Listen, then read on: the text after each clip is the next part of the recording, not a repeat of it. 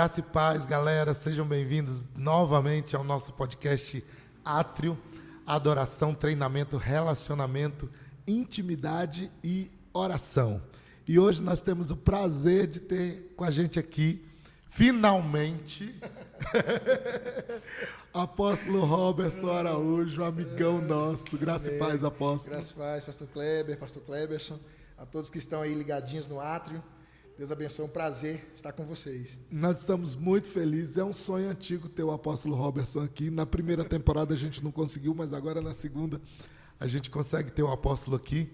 E antes de mais nada, eu queria saber quem é o apóstolo Roberson. Eita! O apóstolo Roberson é um homem simples, eu me considero um cara tranquilo, venho de uma família simples também, serva de Deus, que ama Jesus. Inclusive ontem, pegando o gancho aqui, ontem meu paizinho completou 70 anos. Olha que bênção. Estivemos lá celebrando mais uma década, na 7ª década de vida dele. Um homem que nos criou na presença de Deus, junto com a minha mãe, mulher de oração, meus irmãos são pastores. Nossa família é uma família sacerdotal, minha esposa, meu filho estão no ministério conosco. Enfim, eu sou um homem muito feliz por tudo que Jesus já fez. E eu sempre digo que o Senhor já fez tudo, né? Então, se a partir de hoje não acontecer nada de novo na minha vida, Ele já fez tudo, já está tudo, já está tudo completo. E a gente observa assim a forma como a sua forma de vida e até nas redes sociais e no convívio que a gente tem também, que seus pais eles são muito fortes, muito presentes, não só na formação pessoal, social, mas também na formação cristã de vocês, sim, né? Sim, especialmente na formação cristã. Nós morávamos em Planaltina, DF, né? Quando era pequenininho e tal. Nós mudamos para Lusiânia em 85, faz tempo já. Fomos lá para o Parque Alvorada. Fomos quase que tudo no terrão. Fomos desbravadores ali do Parque Alvorada. E fomos morar na igreja. Minha mãe conseguiu que nós fôssemos morar no fundo da Igreja Batista. Na época era a Congregação Batista Esperança. Pastor Laurindo, um homem de Deus, alguém que tem muita saudade. Ele ainda tá vivo. Eu quero depois ir lá na casa dele, dar um abraço nele. Já está bem velhinho, mas é um homem de Deus. E nós fomos ali. Eu fui, como eu já falei, acho que eu já falei na pregação aqui, na Elsamar. Nós fomos criados assim na igreja, como vocês aqui, essa família sacerdotal, que ama estar na igreja, servindo, trabalhando. E meus pais, minha mãe sempre foi uma mulher de muita oração, orou muito para meu pai converter. Meu pai era meio tribulosinho. Sua mãe converteu primeiro? Converteu primeiro. Minha mãe converteu na Assembleia de Deus, lá em Planaltina. E aí, sempre orando pelo meu pai, orando. E a história da conversão do meu pai é muito, muito legal. Ele foi para a igreja meio bêbado ainda, né? Ele tinha raiva do pastor e ele chegou na igreja e o obreiro não deixou ele entrar, porque ele estava de bermuda. Ele estava de bermuda, a doutrina, né, não deixou ele entrar. Aí ele ficou bravo, falou lá um bocado com o obreiro e voltou para casa. A nossa casa era na outra esquina. Eu era pequenininho, não lembro muito bem, mas eu sei que era pertinho. E ele disse que lá ficava ouvindo os hinos. E aí, ouvindo o hino, o Espírito Santo foi movendo e ele mesmo bêbado voltou, vestiu uma calça. Né? Olha só. Aí bateu assim no obreiro e falou: agora eu posso entrar, irmão? Eu tô com a calça. Aí entrou, e aí ninguém tinha visto. Minha mãe estava sentada lá na frente, ela era obreira lá na igreja, e eu e meus irmãos, pequenininhos, sentados. E quando o pastor fez o apelo, a primeira vida que vai lá do fundo, lá para frente, é meu pai. E ele se recorda bem do texto. Né? 2 Crônicas 7,14. Se meu povo que se chama pelo meu nome se humilhar e orar. E aí ele foi. Isso em 84, mais ou menos, começo de 85, e até hoje está aí, na presença de Deus. E eu tenho a honra de ser pastor do meu pai e da minha mãe, né? Eles congregam comigo. Então é um privilégio que eu tenho. E vocês são 3 pastores? 3 pastores. Né? São 3 irmãos? Eu, Tarcísio e a Patrícia. 3 pastores. 3 pastores. E agora vem o filho, né? O filhão está aí. Tá.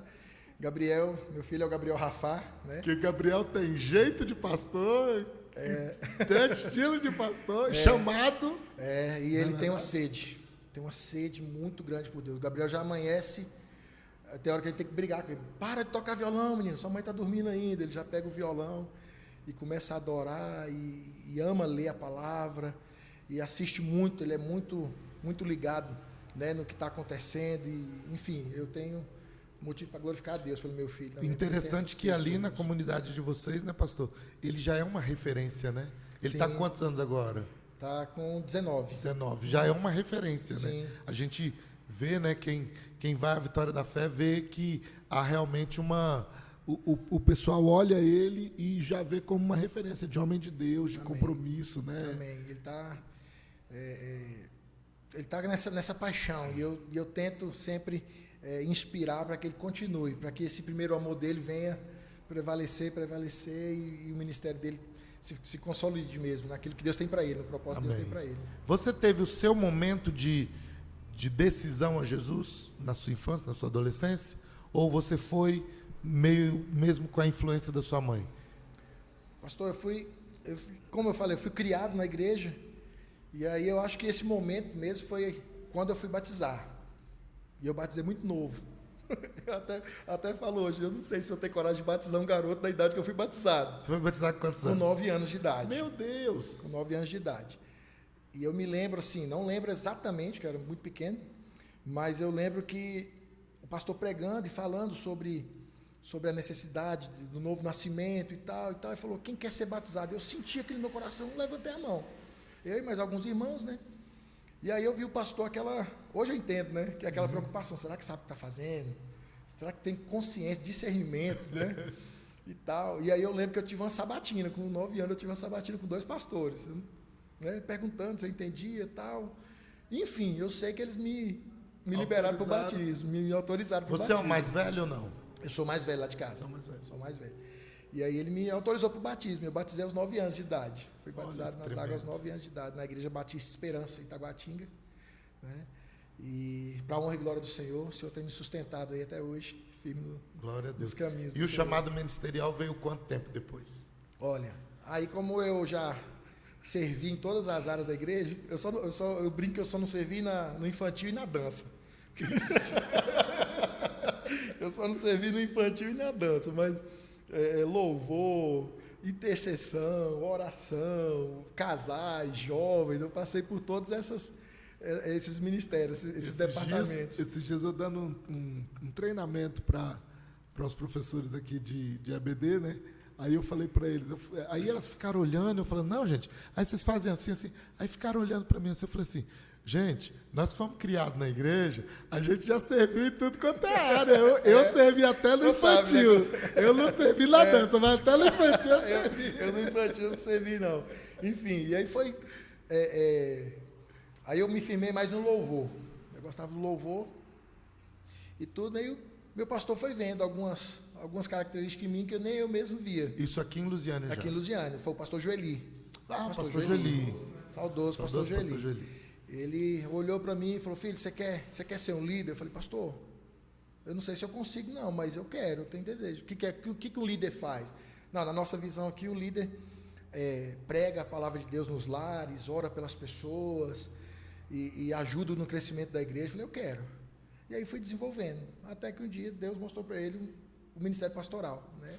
Qual foi a importância, apóstolo, do pastor Joeli na sua vida? Porque o pastor Joeli é uma referência para nós, né? Sim. Inclusive, eu comentei que nesses últimos 3 anos, aqui em Lusiânia, nós tivemos perdas de pastores que são referenciais na cidade. Sim. E que nos inspiraram. Nós que somos pastores dessa geração. Né? Pastor Joeli, pastor Domingos, né? que Jesus também recolheu. Qual é a importância do pastor Joeli para você? Pastor Joeli, quando eu fui para a igreja, para a Nova Dimensão, ele me acolheu muito bem, acolheu minha família, né? E nós fomos começando a conviver, e eu via muito coração puro no pastor Joeli, um homem de um coração muito puro, né? Uma simplicidade ímpar, uma coisa assim, e o que ele me fez enxergar é que mesmo eu não tendo talvez uma capacidade intelectual, ou todo um estudo, ou todo um preparo, que é importante, que não deixa de ser importante, mas ele me mostrou que eu poderia fazer a obra de Deus começando com amor. O que precisava era me importar com o que era importante para Deus.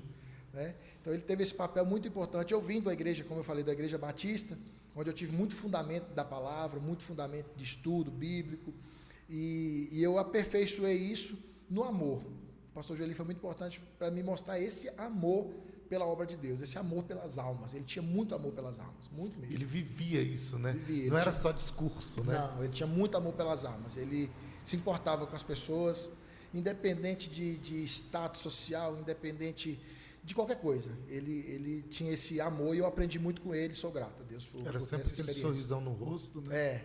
Tranquilão, que jeitão dele. Bom demais. E a Vitória da Fé surge quando? Vitória da Fé surge, assim, eu me desliguei do ministério, né, que eu estava, né, por questões que nós conversamos e tudo. E o meu desejo, na verdade, não era abrir igreja. O meu desejo era, falei, eu vou ficar quietinho, eu vou adorar Jesus, eu vou servir a Deus. Pregar o evangelho, eu não preciso estar no altar para pregar o evangelho, onde eu estiver eu prego o evangelho de Jesus e tudo.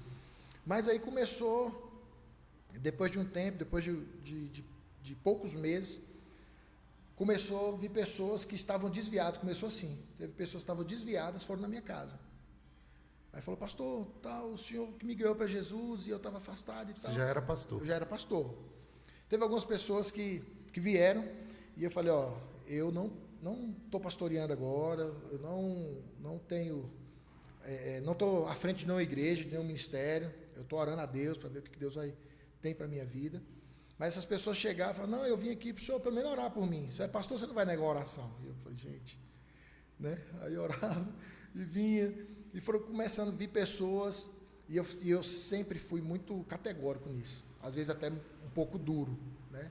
Falei, eu não quero abrir um ministério pegando pessoas de igreja, de outras igrejas, porque eu honro o trabalho pastoral, né? Você está trabalhando ali, os senhores aqui estão trabalhando, consolidando, cuidando das vidas, então eu não acho justo, né?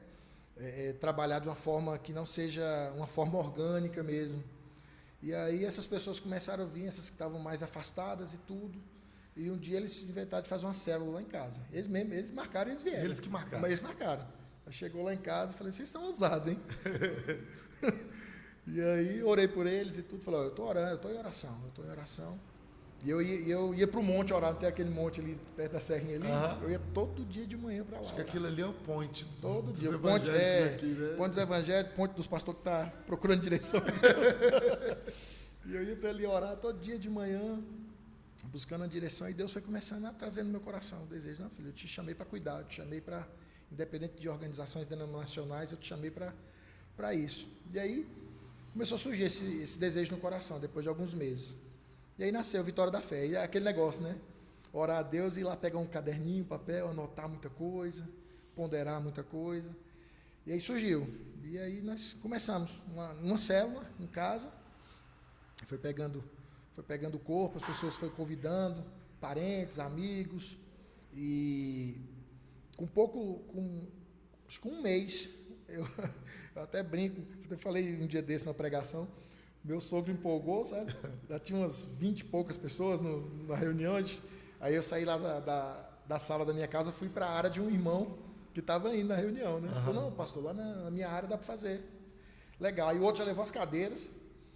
Aí eu fiz. Com 2 reuniões lá no domingo, encheu as 30 e poucas cadeiras, encheu. Aí, na segunda-feira, meu sogro de tardezinha chega para mim, ó, com a chave. Que é a chave? Aí eu, olha só. Chave de quê? Falei, não, já aluguei um salão para a igreja. Já aluguei um salão para a igreja. Falei, rapaz, você está doido? Não, Deus tem algo na sua vida, meu filho. Você já está pago o aluguel do primeiro mês. Aí eu falei, Senhor, eu não pedi nada disso, E aí foi fluindo nesse lugar. Depois nós fomos para esse lugar que nós estamos até hoje, nós saímos, né, retornamos. E assim, a Vitória da Fé foi cura de Deus no meu coração, tem sido uma bênção, muitas famílias restauradas, muitas vidas transformadas. Tem desafios como todas as igrejas têm, né? Mas estou feliz com Jesus. Esse é o projeto da Vitória da Fé? ela foca nessa questão da restauração Sim. e tal. Esse é o Sim. objetivo. Nós resumimos a nossa visão, como muitos têm feito nós resumimos a nossa visão no amar, no servir e no fluir, né? Uma igreja que ama a Deus acima de todas as coisas, que serve ao próximo, que ama ao próximo e que flui naquilo que Deus coloca sobre nós, derrama sobre nós. Tem que fluir no amor, tem que fluir na unção, tem que fluir no propósito que Deus tem colocado, né? Então a gente tem uma visão com muitos tópicos, eu tenho trabalhado isso na cabeça dos líderes, para entender isso aí e poder fluir naquilo que Deus tem para nós. Você trabalha muito forte nessa questão da formação de líderes, né? Sim.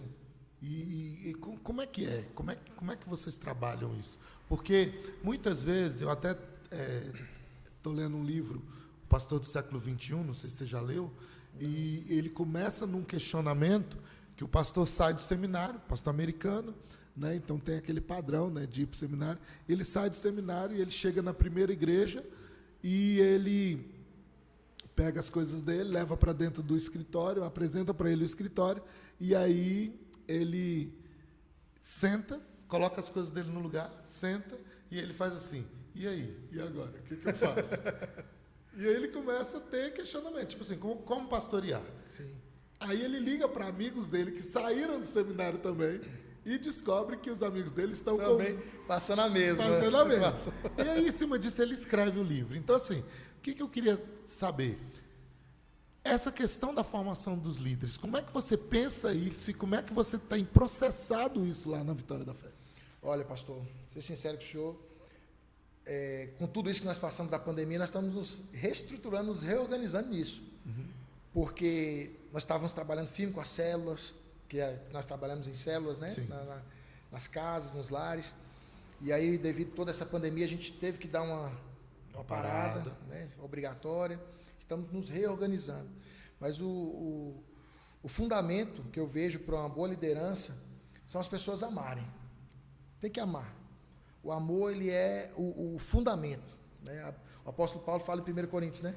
Se você não tiver amor, você pode dar todos os seus bens, dar o seu corpo para ser queimado, fazer. Uhum. Então, assim, eu tenho pegado muito na tecla de amar, de não olhar as pessoas por estereótipos, né? Mas tentar olhar na ótica de Cristo. E aí sim, colocar em prática algumas técnicas, né?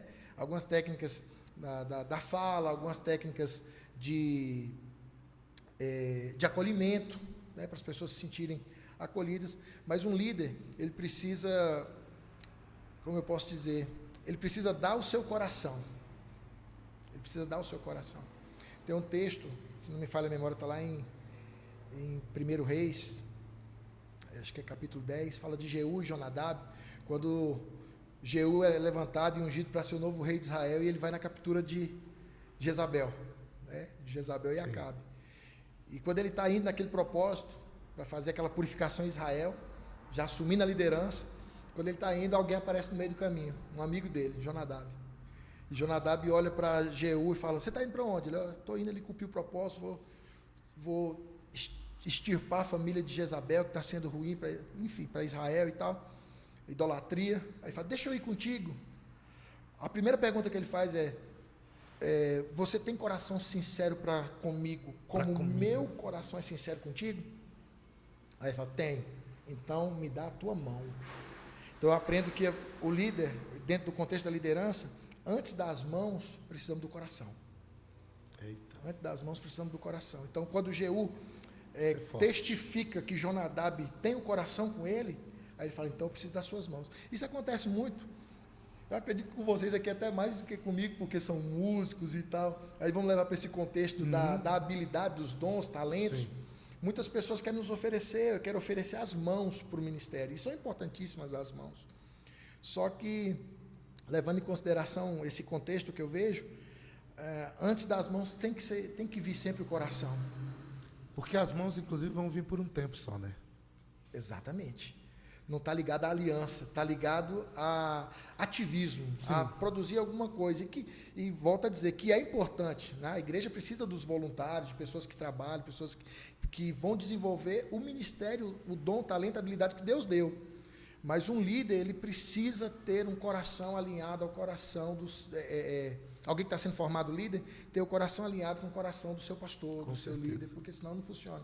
Então é isso que eu tenho nesse momento, é isso que eu estou tentando alinhar para voltar ao crescimento, para voltar àquilo que Deus tem para nós. Porque vai além dessa questão da honra, né, pastor? Porque assim, nós temos sido ministrados e ministramos muito sobre a questão da honra, mas essa questão de estar com o coração alinhado vai além da questão da honra. Vai além. Vai numa questão de ter um mesmo projeto, né? Viver aquele projeto. Sim, né? Caminhar na mesma visão, né? Tá alinhado. Ó, eu não concordo 100% com o meu pastor, mas se eu sei que ele é um homem de Deus e eu coloquei o meu coração nesse projeto, eu estou com ele até que se mostre o contrário. Você acha que a igreja, nos últimos tempos, ela ficou egoísta? Egoísta que eu digo pessoas, tipo, eu tenho que resolver o meu problema na igreja. Sim. Você acha que a igreja está mais egoísta? Eu acredito que em muitos casos, sim. Né? Esse período, eu falo muito dessa pandemia porque eu sofri muito com esse contexto todo. E esse isolamento, as pessoas ficarem isoladas e ficarem se comunicando apenas por meios eletrônicos, foi dando uma isolada e uma esfriada muitas vezes. Então as pessoas viam ali o quê? Eu vou proteger a minha casa, eu vou proteger a minha família, os meus interesses, né, que são os meus, e os demais, que Deus abençoe. E infelizmente algumas pessoas ainda, dentro desse contexto, mesmo depois de já ter passado esse período, transferem esse contexto para dentro da realidade da igreja hoje. E aí gera-se, eu vejo em alguns pontos, esse egoísmo ainda. E há uma superficialidade, inclusive, nos relacionamentos, né?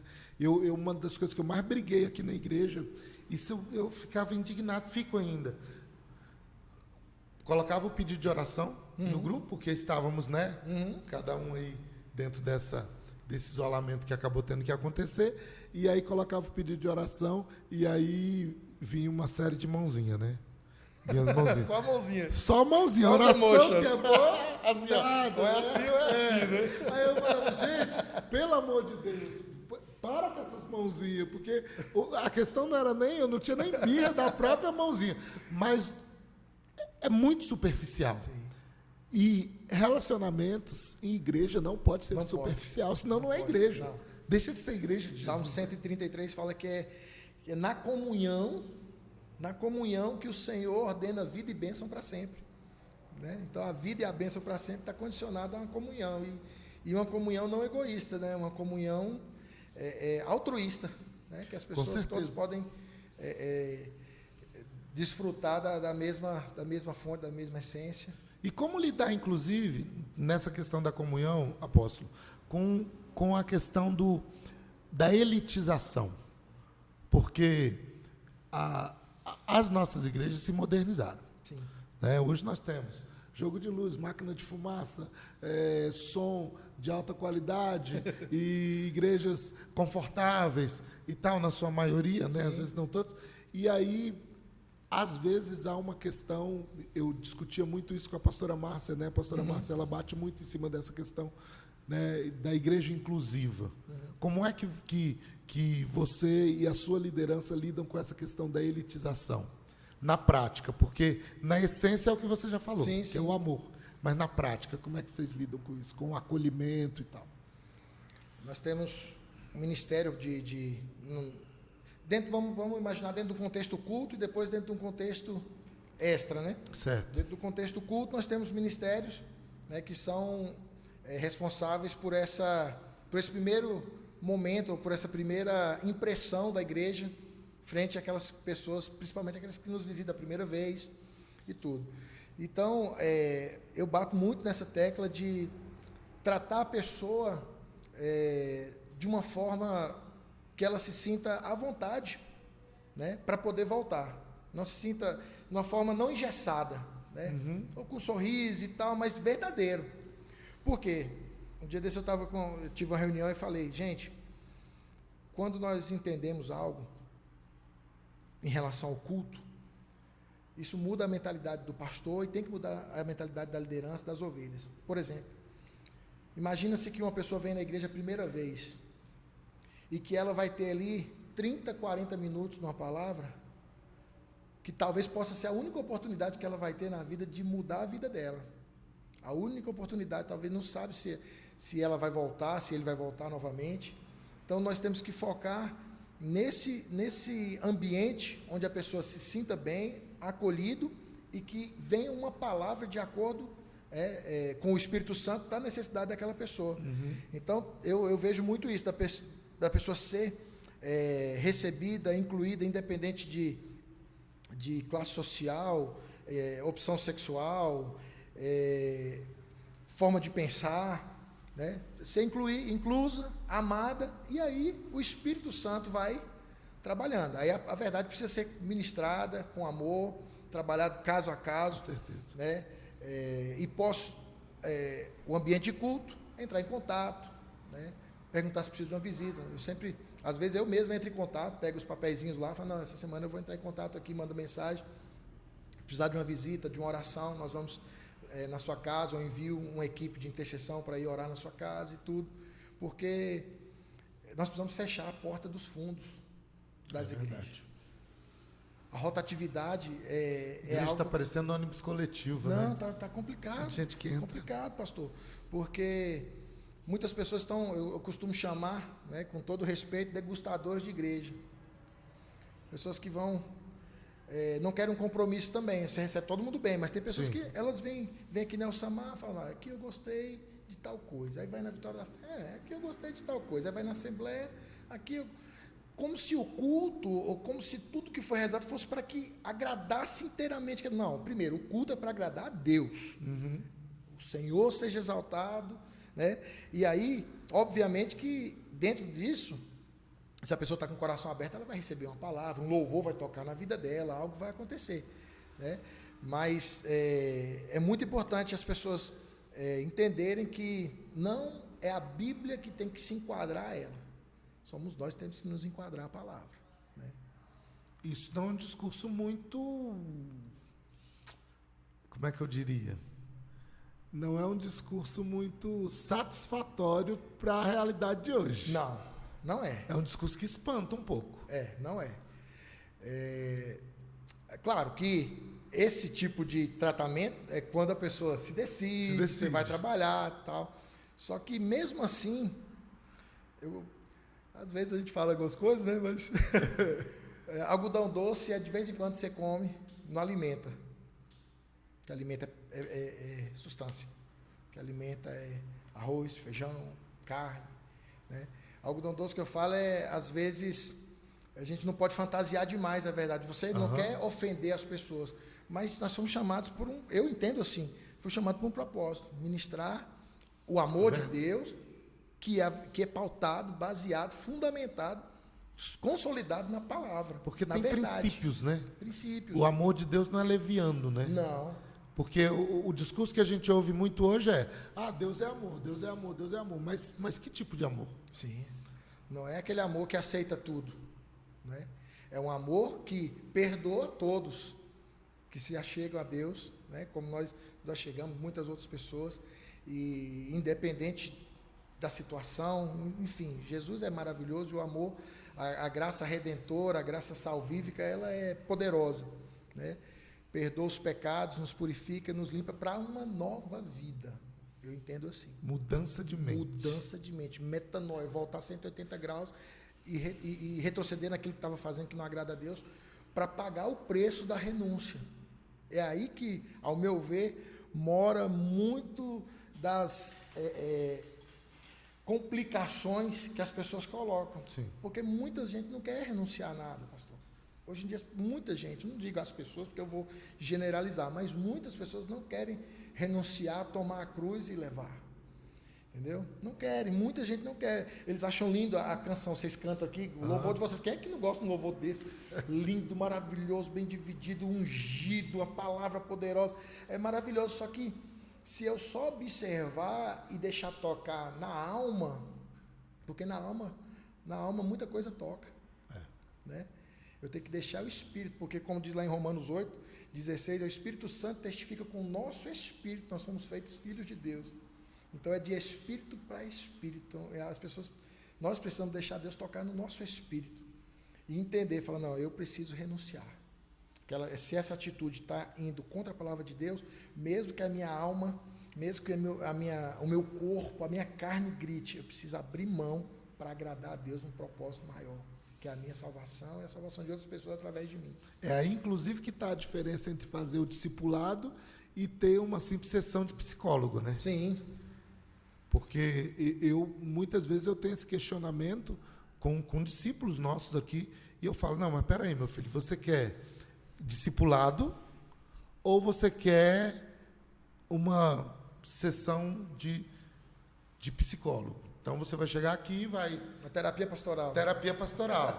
Certo? Eu ainda brinco, eu falo assim, se é terapia pastoral, passa ali na secretaria e paga, entendeu? Certo? Tá, sei lá, 180, 200 reais e tal. Por quê? Porque discipulado é mão dupla. Jesus tinha muito isso, né? Quer dizer, quem quiser vir após mim, tome a tua cruz e siga-me. Quer dizer, tinha um preço. Tem um preço. Continua tendo, né? Continua tendo. Continua tendo. Então, E é nessas, às vezes, que muitas pessoas fazem como o jovem rico, né? Abandona, né? Jesus não queria o dinheiro dele. Jesus falou, vai, vende tudo que tens, dá aos pobres, depois me segue. Então, ele obedecia os mandamentos. Jesus não retrucou nenhuma vez que ele não obedecia os mandamentos, que não honrava pai e mãe. Jesus não falou nada disso. Só que ele foi no cerne do que estava aprendendo no coração dele.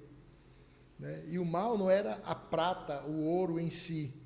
Era o altar a Mamon que tinha sido colocado dentro daquele coração. Que estava amarrando ele. Estava amarrando ele. Então, Jesus vai direto. Jesus ele não tem muito rodeio, ele vai direto. Ele é simples, pontual e poderoso. Ele vai direto ao ponto. Né? Então, é isso. E nós precisamos ser essa voz. Domingo eu falei sobre João Batista, falei um pouco sobre João Batista. Os discípulos ficaram intrigados, os discípulos dos sacerdotes, né, ficaram intrigados com aquele cara maluco, vestido com uma roupa de pele, comendo gafanhoto, Mel Silvestre, morando no deserto. Quem você é? Você é Elias? Não. Você é um dos profetas? Não. Você é o Messias? Não. Quem você é? Eu sou a voz que clama no deserto. Preparai o caminho do Senhor. Então eu falei, nesse contexto, nós hoje continuamos nessa missão de João Batista. Nós hoje tendo que ser. Temos que ser as vozes que clamam no deserto. Mesmo que não seja uma voz que agrade uns ou outros, mas precisamos continuar preparando o caminho do Senhor. Né? E o caminho do Senhor foi preparado por João Batista através de quê? Mensagem de arrependimento. Mensagem de arrependei-vos. E tinha hora que ela era dura, arrependei-vos. E vocês estão olhando seus raças de víbora, arrependei-vos. Não, ainda tem uma questão, né? Porque hoje em dia que se fala tanto de holofote, né? Inclusive nós temos, né, um podcast, não é isso? Um dos podcasts é o que João Batista tem a ver comigo. Certo? Legal. Uma ministração que eu trouxe, né? E que entra justamente nessa questão. Porque, além de ter toda essa questão do preço, toda essa questão da renúncia, o troféu no final pode ser a cabeça servida na bandeja. Sim. Né? Então, é uma mensagem que precisa ser ministrada. E é atual, né? Atual, não tem jeito. Nós estamos vendo aí, em todo o contexto geopolítico, em todas as áreas. Né? Mundial. Mundial. Então, e nós estamos inseridos. E eu costumo falar, Deus ele não faz nada errado. Então, se você está nesse tempo aqui, é porque Ele te escolheu para esse tempo. Com certeza. Se Ele me escolheu para esse tempo, mesmo eu olhando o contexto da minha vida e em alguns pontos me achar não capacitado para algumas coisas, mas se Ele escolheu para esse tempo, Ele vai condicionar para esse tempo. Como é que você vê a questão da igreja sendo cerceada nos direitos dela? Eles querendo dizer para a gente o que a gente tem que pregar, o que a gente tem que defender. Como é que você vê isso? Está pronto para ser preso? Eu brinquei essa semana lá em casa e falei isso, gente, dependendo de algumas coisas que acontecerem, vocês vão fazer umas marmitinhas para mim. Porque está caminhando para isso. De uma forma ou de outra vai caminhar para isso. Se não for agora, mais para frente, eu acredito que vai caminhar para isso. Nós já vemos nossos irmãos aí no Oriente Médio há muito tempo. Há muito tempo sendo perseguidos. Há muito tempo sendo ajoelhados e falando, vai negar Jesus? Não. Cortando a garganta dos caras. Então, assim, eu acredito que Deus, pela sua misericórdia, vai nos capacitar, porque o Brasil tem promessas. Esse dia nós temos ouvido muito, visto, né, as promessas de Deus em nações que não tem nada a ver com a gente. Homens de Deus são levantados para profetizar sobre o Brasil, isso há muito tempo. Eu vi um vídeo do apóstolo Luiz Hermínio esses dias, não sei se vocês viram. Eu vi também. Forte, né? Forte, ele fez uma lista ali de tantas palavras proféticas. Então eu acredito que se Deus falou, ele vai cumprir, esse avivamento virá, né? Deus vai usar os filhos dessa nação, vai nos usar para esse avivamento, mas a questão da perseguição é questão de tempo. Né? E a gente eu espero estar preparado, eu espero também. Eu quero estar preparado. E talvez, inclusive, a perseguição seja o instrumento de Deus para gerar avivamento. Sim, também. Porque eu tenho ouvido muitos comentários, sabe, apóstolo, de pessoas falando assim, e tal, se vier a perseguição e tal. Eu tenho falado da igreja, eu falo assim, gente, tem duas coisas que me deixaram, que eu tenho convicção. Primeiro, Deus não é pego de surpresa. Sim. Então, todo mundo achou que na pandemia, Deus marcou uma reunião extraordinária com a Trindade para discutir o que ele fazia na Terra, porque estourou a pandemia, ele não sabia o que fazia. Não é assim. E a segunda questão é, perseguição nunca foi problema para a igreja. Tem gente que está com medo, mas perseguição, na realidade, é instrumento de...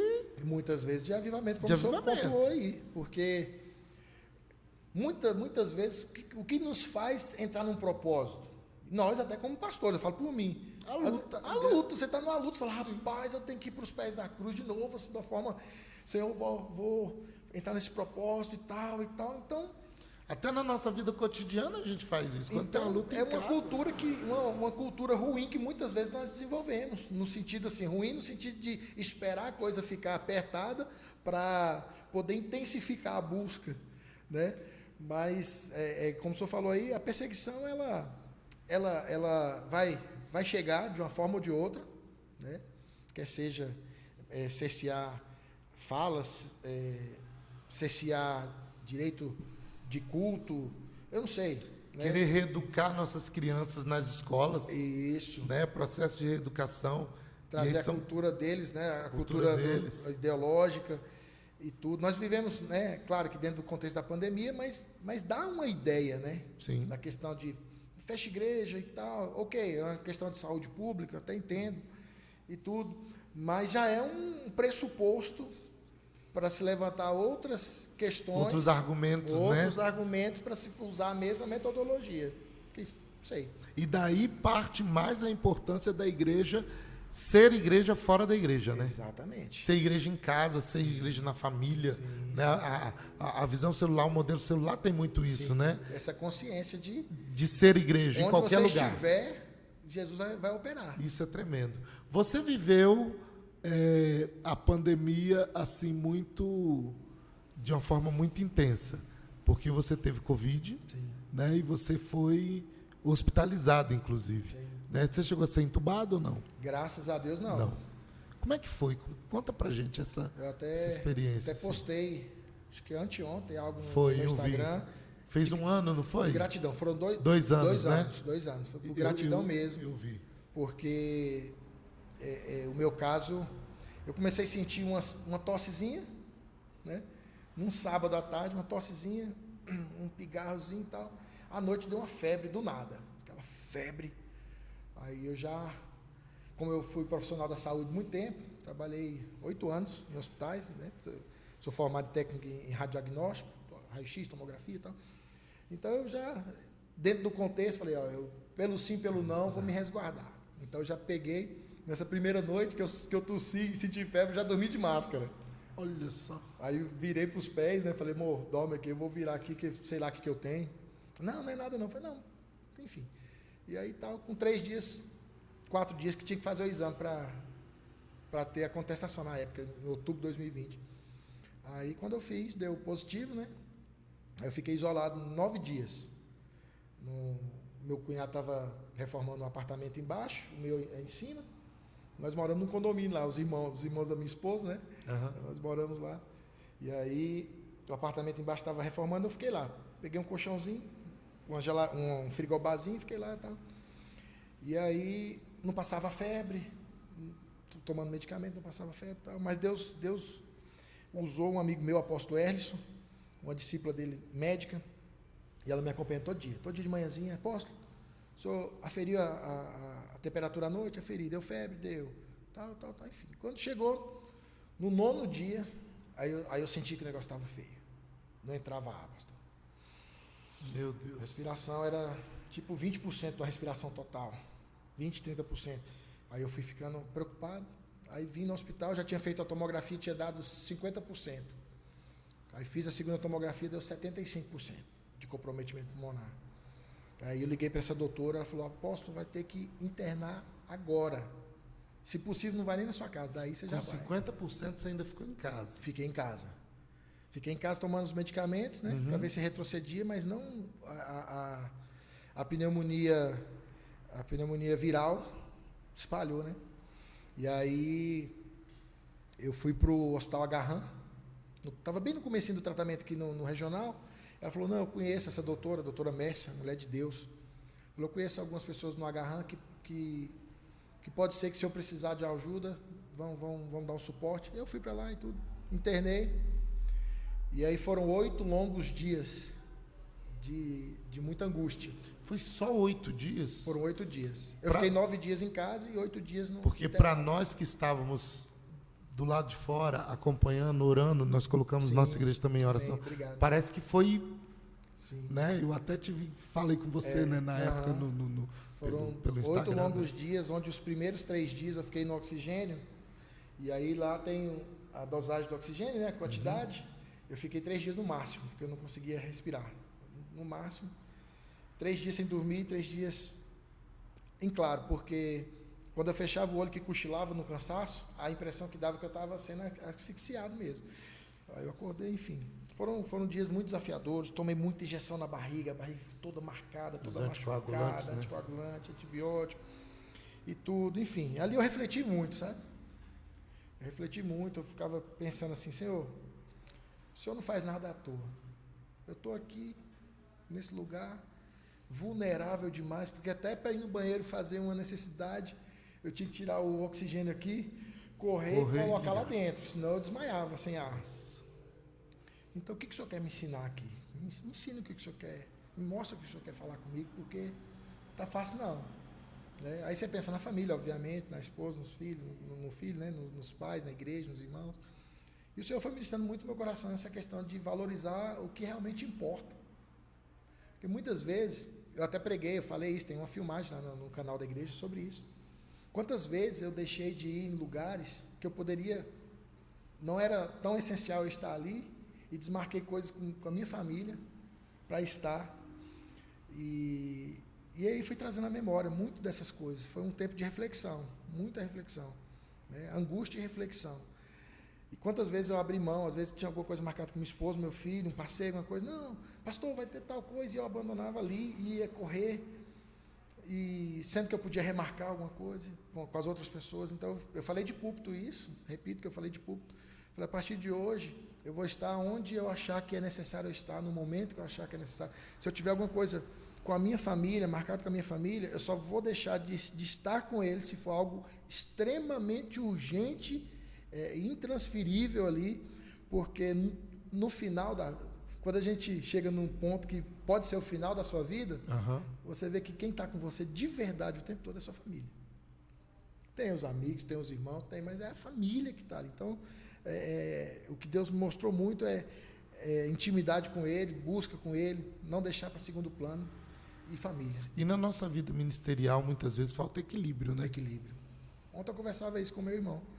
A gente estava no meu pai falando sobre isso. Muitas vezes nós somos tão cobrados, tão atarefados como pastores, e a gente não consegue, muitas vezes, conduzir a nossa agenda. Né? Esse período aqui eu estou na igreja, estou trabalhando, estou estudando, aqui eu estou pregando, e aqui eu estou com a minha família. Então, muitas vezes, a gente bagunça, não sei se acontece com você, mas comigo, às vezes, você bagunça tudo, você tem tudo programado numa semana, daqui a pouco tudo cai por terra, por emergências, às vezes. Existem fatos que são emergenciais de discípulos, que a gente precisa, sim, é o nosso papel, fomos chamados para isso, sim. Fomos chamados para isso, não podemos nos eximir, né, de estar em momentos decisivos, como o senhor aquele dia que eu estive lá na chácara, o senhor teve que sair correndo, uma emergência. Foi um velório, um né? velório, meu Deus, né?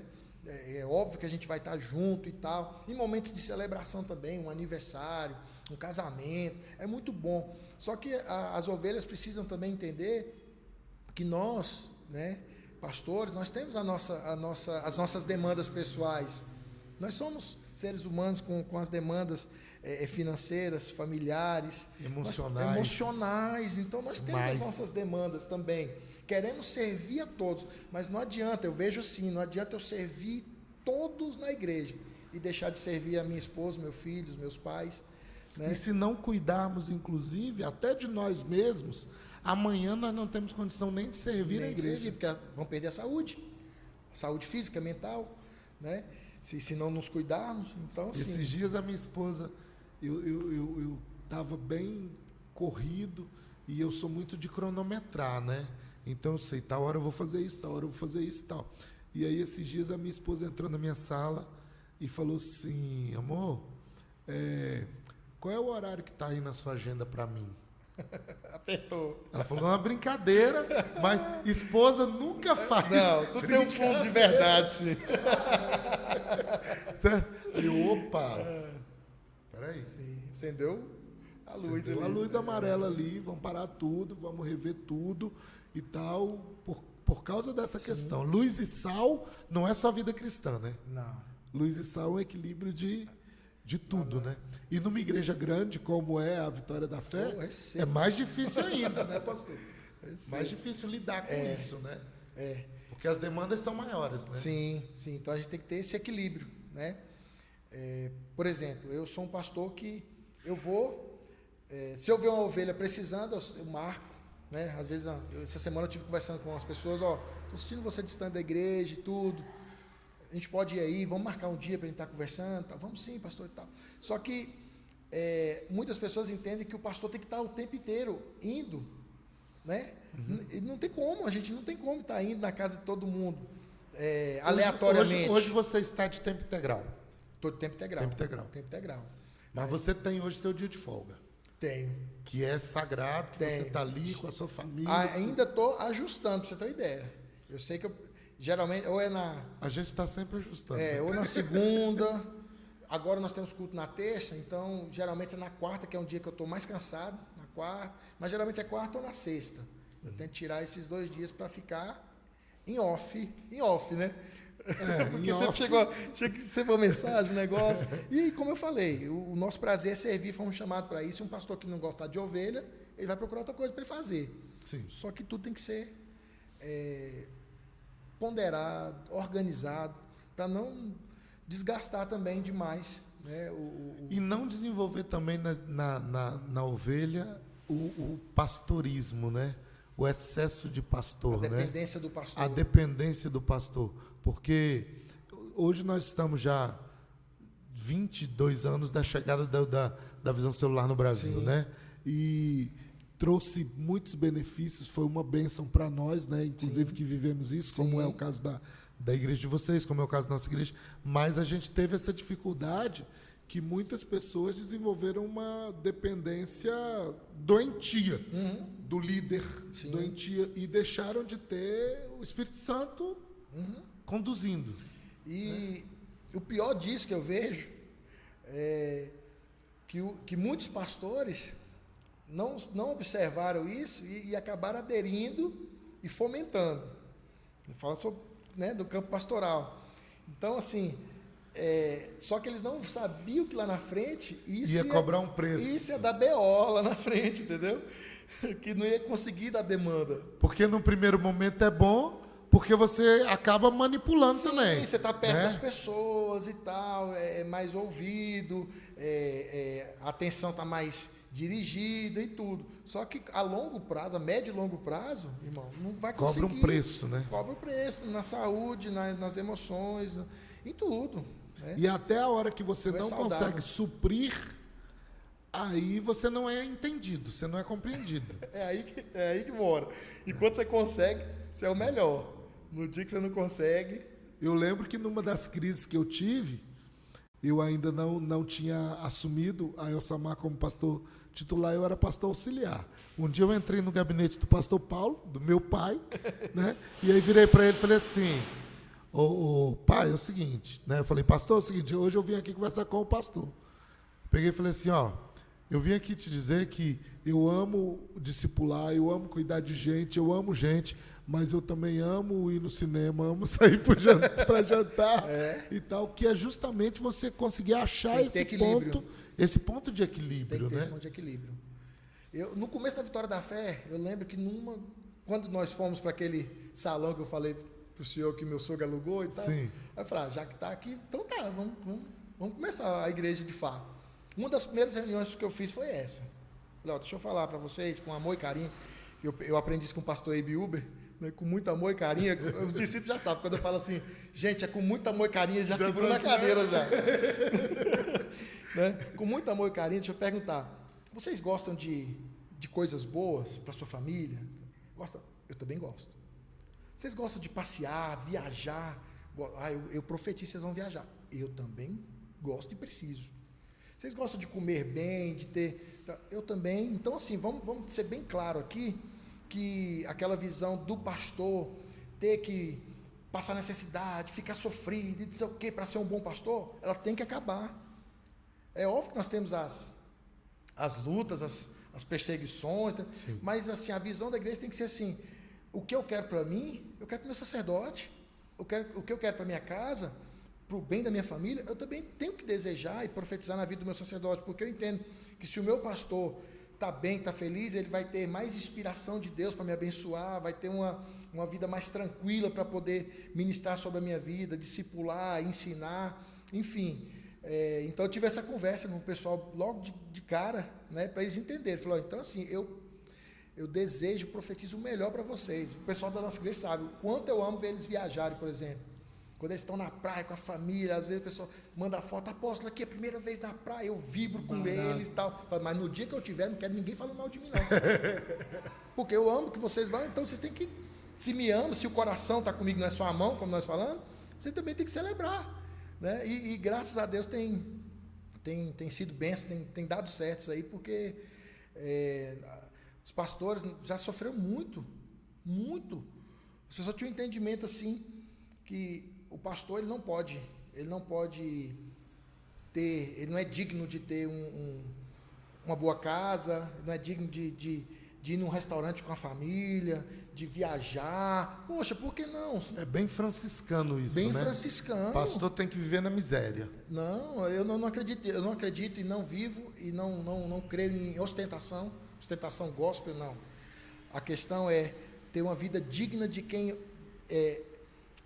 coloca a sua vida inteira à disposição do reino, a sua vida inteira à disposição de Deus, né? Abrir mão de muita coisa. Então, assim, Jesus já declarou que nós teríamos tudo nessa vida, né? Sim. Vão ter muitas coisas, vão ter bens, vão ter recursos e tal. Claro que com perseguição, com perseguição, mais dureza, né? Mas naquilo que a gente puder fazer as pessoas entenderem isso, eu acho que fica mais saudável a convivência da igreja, a convivência de todos. Fala, poxa, como o Samar aqui, o exemplo, fala, nossa, pastor Kleber, pastor Paulo, está todo mundo bem, está feliz, está abençoado. Como é satisfatório ver meus pastores bem, porque quem ama quer ver os pastores bem, porque sabe que se o pastor está bem, o reflexo é direto dentro do contexto igreja.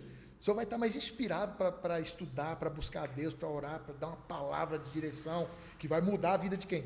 Deles ali, que estão ali, dos discípulos. Né? Então, assim, E que é o prazer recíproco, né? De também vê-los bem, o prazer que nós temos de vê-los bem. Né? Não, eu tenho o maior prazer. Então, assim, eu tive essa conversa de primeira instância, depois com outros que já vieram, já tive essa conversa também, e graças a Deus a gente entra num acordo. E como é que você lida com as perdas? Você, inclusive, citou um livro que eu estou lendo, o Deixe Ir. Deixe Ir, não insista. Não insista. Pastor Diego Menin. Isso, eu estou lendo ele. Sim. Certo? Que você, no dia que você esteve ministrando na nossa reunião de pastores, né? Uhum. Você citou e aí eu estava com o Kindle na mão na hora, eu fui lá, entrei e comprei, né? A Amazon vai me pagar o merchan, viu, depois. Mas, assim, como é que você lida com a questão da perda? Pastor, hoje em dia, meu coração é muito tranquilo em relação a isso. Já teve época que eu sofria muito, né? Por quê? Porque tem toda aquela questão, até dentro daquela pregação, né, dos pastores, eu falei sobre isso, Paulo falando, né, sobre muitas pessoas que passaram pela vida dele e que deixaram e tudo. Foi muito forte aquele dia, viu? Aquela palavra fala muito comigo mesmo. Mexeu demais comigo. Né, de 2 Timóteo 4 ali é muito forte. Chorei muito. Então, assim, no começo eu sofria muito, porque você se sente, eu me sentia um pouco injustiçado. Eu acho que essa é a palavra. Poxa, pessoas às vezes que você ajudou, orou, foi na casa, levou para o encontro, cuidou, tá, enfim, todo esse contexto que a gente sabe. Tem gente até que você de madrugada se atende para orar, para ir numa emergência, enfim. E depois a pessoa, por qualquer que seja o motivo, desliga da igreja e vai. Alguns nem se dão trabalho de comunicar devidamente e tudo. Mas hoje em dia eu entendo diferente. Hoje em dia meu coração é mais livre, graças a Deus para isso. Porque eu entendo que a partir do momento que a pessoa cogita não estar mais comigo, ela já não está. Já não está. Então, a partir do momento que ela cogita no coração dela, ou entre outras pessoas, eu estou pensando em sair da igreja. Já aconteceu tal coisa, eu estou pensando. Então, esse eu estou pensando já é uma raiz dentro do coração. Então, não adianta eu lutar contra o que a pessoa está sentindo. Ela não vai ser mais bênção ali, a igreja, ela não vai ser bênção para a igreja, e nem a igreja vai ser bênção para ela, porque o que vai falar vai estar em choque. Então, hoje, a pessoa me procurando, eu a abençoo, eu oro, eu declaro que seja bênção onde for. Né? Se eu tiver que dar um feedback também, eu dou. Falo, vai, meu filho, mas faça diferente do que você fez aqui. Assim, isso eu falo ainda. Você ainda fala? Ainda falo. Falo, que eu ainda tenho a tendência de largar de mão. Vou te dar a dica. Pare de ser cabeça dura nisso, para que você seja frutífero no lugar que Deus vai te plantar. Tá? Mas assim, meu coração é muito tranquilo, não fico mais... Eu ficava triste, tá? Hoje em dia a gente sente às vezes pessoas mais próximas, é óbvio, né? Pessoas às vezes que ficaram anos com você ali, mas decidiu ir para outro lugar. Que Deus abençoe, vá em paz e a obra continua. Nunca foi sobre nós, né? É verdade. E onde você quer estar daqui 10 anos? Eita, pastor. Pergunta de milhões, né? Melhor seria na glória, né? A igreja arrebatada, né? Mas eu penso assim, eu quero estar onde o Espírito Santo me colocar. Eu quero estar debaixo da vontade dele. Mas assim, se a gente como pastor que ama a igreja, não falar assim em cumprir um propósito em uma igreja relevante, a gente pode estar pecando, né? O que é para você uma igreja relevante? Uma igreja relevante é uma igreja que faz a diferença na sociedade. Uma igreja que ama a Deus acima de todas as coisas. Uma igreja que tem a comunhão, o servir, né, como uma base sólida para o reino de Deus, que não trabalha com emulação, competições, né, e uma igreja que transiciona pensamentos, mas não para o meu pensamento, transiciona o pensamento para a verdade do Evangelho, para o reino de Deus. Então, a igreja relevante é aquela que traz o entendimento de Cristo, o verdadeiro Evangelho, à tona, através de várias formas, a multiforme graça, né? Através da música, através da pregação, do evangelismo, do amor, entrar nas escolas. De vez em quando eu estou tendo essa oportunidade de entrar em algumas escolas e ministrar a palavra. Tem algumas professoras na igreja e marcam, aí junto os adolescentes, os jovens, vou lá dar uma palavra na linguagem deles. Enfim, essa igreja que trabalha essas áreas da sociedade. A igreja tem que estar representada em todas essas áreas. Então eu sonho com essa igreja, daqui a 10 anos ter uma igreja que trabalha todas essas áreas, mas sem negociar princípio. Amém. E qual palavra que você deixaria primeiro para os pastores que estão te ouvindo, gente que está no começo da caminhada aí, que está passando por aquilo que você hoje já, né, são alguns anos já no pastorado, aquilo que você já passou? O início é desafiador em qualquer esfera, né? Em qualquer âmbito. E a palavra que eu deixo é que persevere, coloque as suas vidas na presença do Senhor. pondere o que arde no seu coração. Né? Ponderar o que arde. Arde pela palavra. Meu coração arde por vidas, por missões, enfim, qual seja a área dentro do contexto eclesiástico, e investe nisso. Investe em oração, investe em leitura, investe em seminário. Muitas vezes eu estou assim me sentindo meio apático, no sentido assim, eu preciso de coisas novas. Né? Então eu sei algumas pessoas, né? Eu vou para o meu pastor é o apóstolo René Terra Nova, busco palavra, busco amigos.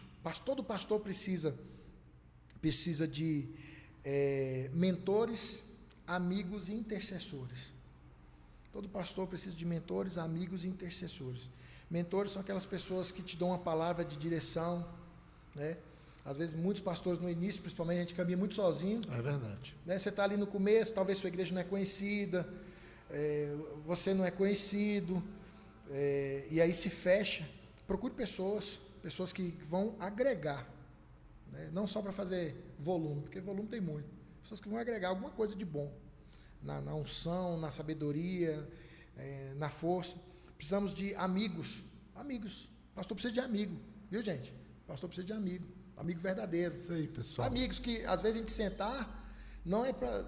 É óbvio que onde o pastor está sentado, não tem como não falar de igreja. Não tem jeito. Mas, assim, uma roda, você senta, toma um café, come alguma coisa, bate um papo, ri, conta uma piada santa, viu? Sabe, descontrair. Pastor precisa disso, de pessoas mesmo que enxerguem a nossa humanidade. E pastor precisa de intercessores. Pessoas que olham as dificuldades ao redor, olham a sua missão, a sua visão e falam: eu vou orar por você, eu vou orar pela sua família. Então, eu acredito que isso seja fundamental, foi fundamental para mim no começo, ter amigos, mentores, intercessores para a caminhada. Bom demais. E continua sendo. Pastor, você é uma referência para nós. Ô, meu pastor, Apóstolo Robertson, uma referência aqui na cidade, né, e na nossa região, né, nós temos alguns pastores que são realmente ícones de homem de Deus, de caráter, de respeito, de ética, e você é um deles. Amém. E Amém. por isso que nós fizemos tanta questão que você estivesse aqui com a gente.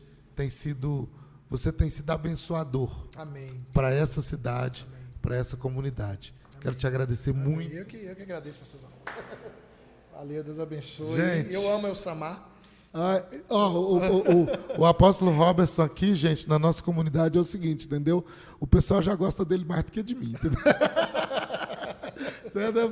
Quando foi agora para o acampamento, eu falei para os jovens: meninos, escolham um pastor que vocês querem trazer para ministrar para vocês.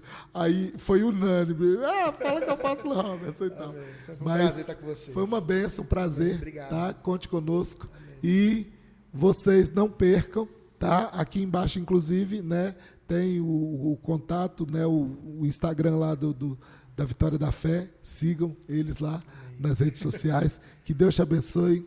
Até a próxima. Obrigado, Deus abençoe.